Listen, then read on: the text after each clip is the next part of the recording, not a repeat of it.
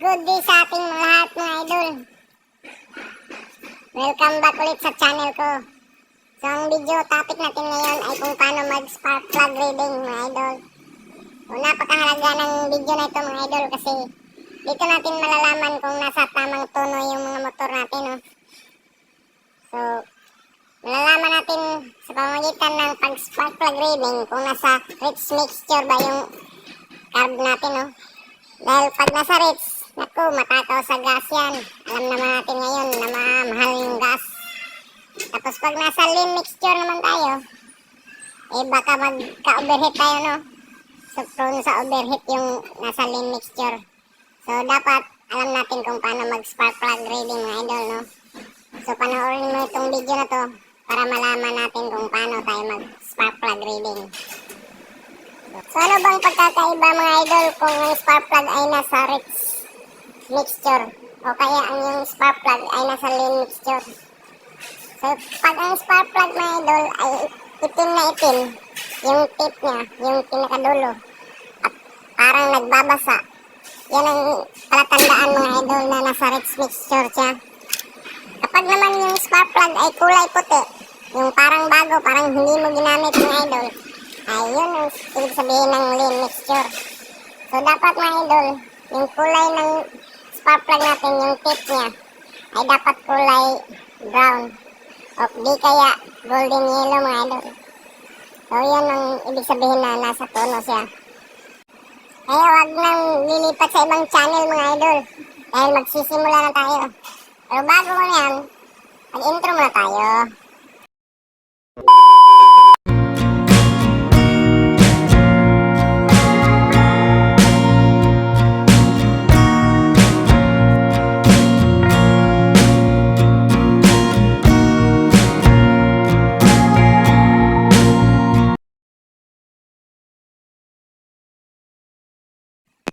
So, magsimula na tayo mga idol, no?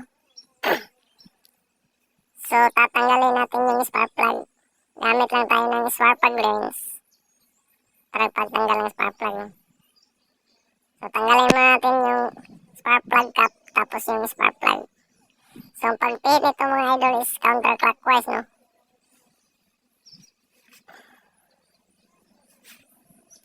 Ayan. Pag lumuwag na siya mga idol, pwede na natin kamayin yan. So, tingnan natin yung spark plug mga idol. So, itim na itim, no? So, pag kulay itim yung tip ng spark plug, nasa rich mixture siya, no?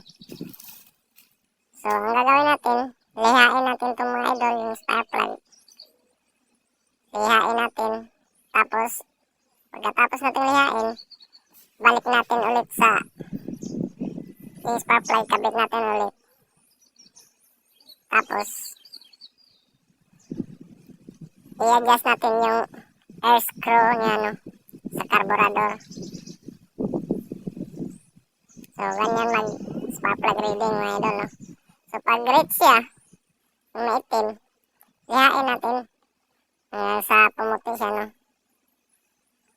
Pag halimbawa naman mga idol na lean mixture siya, pagtanggal natin, so, huwag na natin lihain, no, saksak.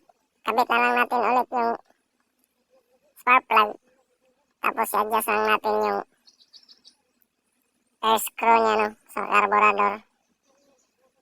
So, mamaya, papakita ko kung paano mag-adjust ng air screw, no. Eh, tandaan nyo mga idol, nasa rich mixture to, no. Kasi maitim yung spark plug. So, kabit natin to, no. Ayan, tapos na niyain, no. So, kabit natin to, tapos i-adjust natin yung air screw ng carburetor natin, no.